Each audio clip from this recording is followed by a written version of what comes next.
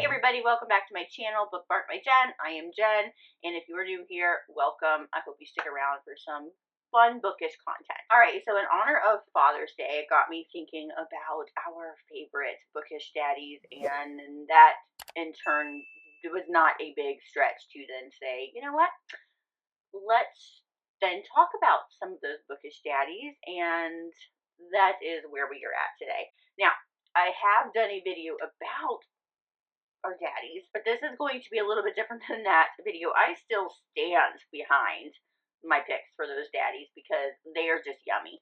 But these are solely because of some of the things that they do in the books for their children, and they're just, I mean, it just makes it that much better. Anyway, so I'm gonna stop blabbering, and we're just gonna talk about some yummy bookish daddies, shall we?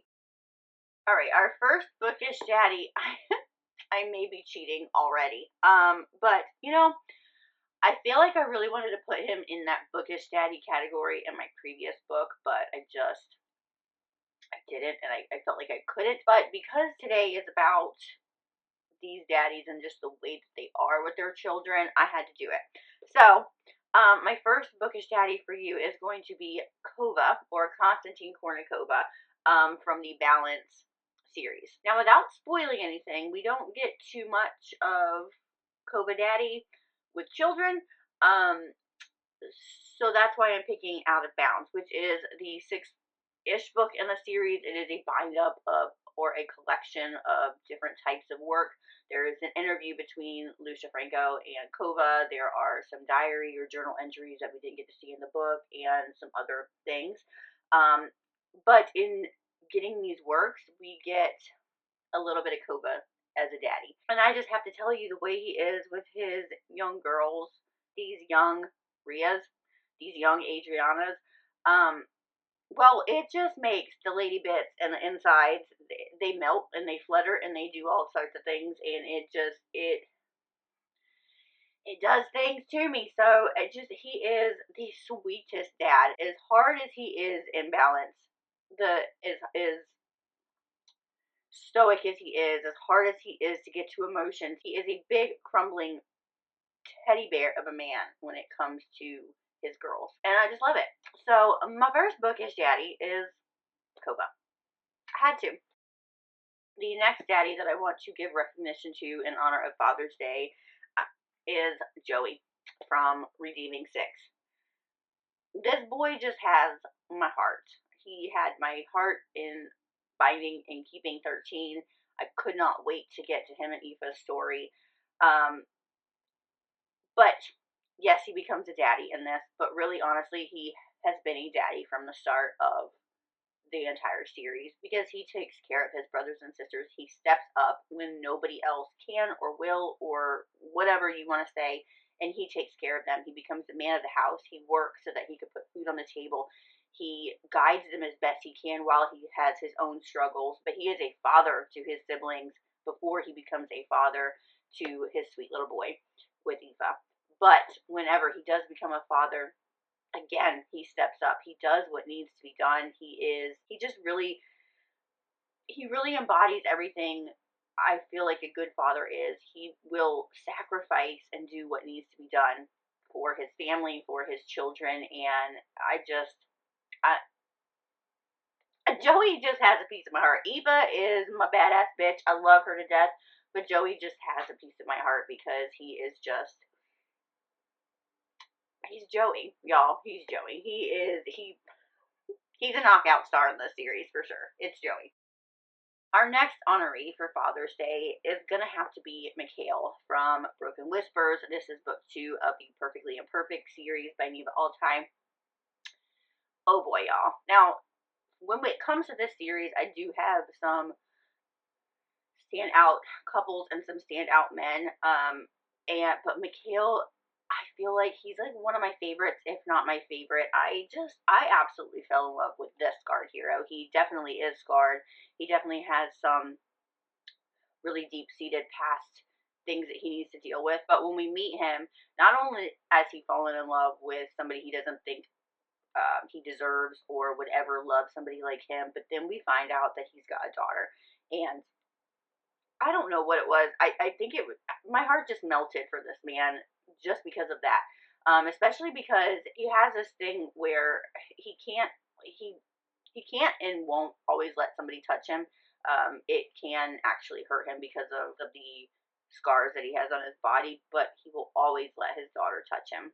He is this big enforcer mafia man who does some really terrible things, but he walks through that door and becomes a completely different person for his daughter. He steps up for his daughter. He is just an amazing father, and the small moments that we get with him, Bianca, and his daughter, who I honestly am totally blanking on right now.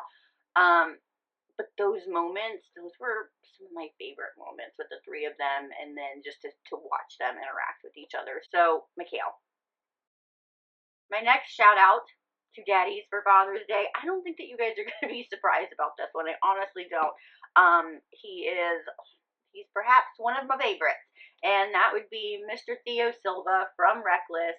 It is the third, nope, the fourth book in the Chestnut Spring series. This is between Theo and Winter, but it all comes back to Theo and him being a daddy. Now, there is some stuff that we have to wade through to get to that point, but when he meets his daughter, I cried.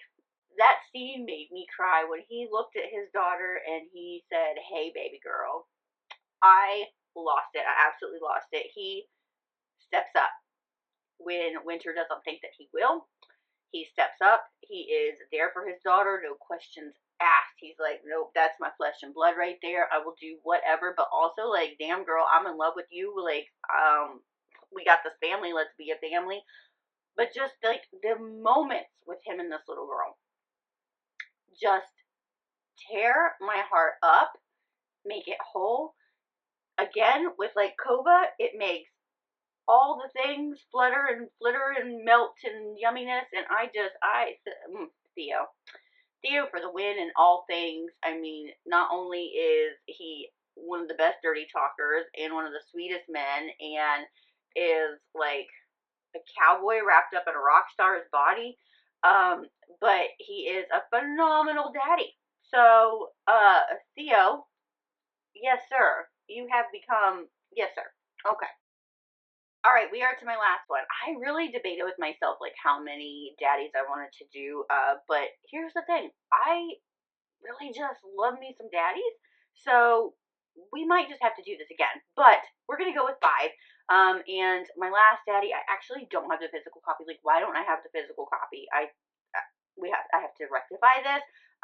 It is Love to Hate Her by Jay Simon, and we are talking about Jasper.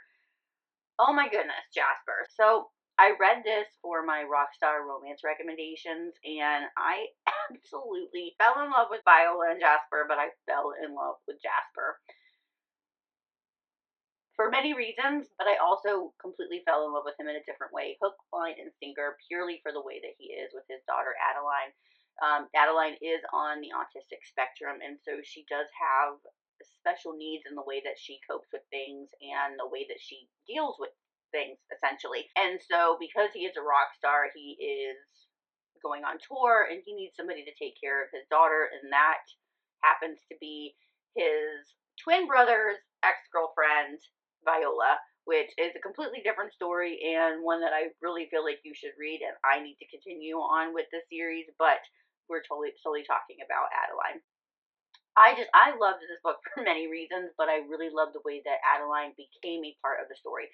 She wasn't like I wouldn't even say secondary, but like a third part of the story. She was really involved in Jasper's life, and I really appreciated that.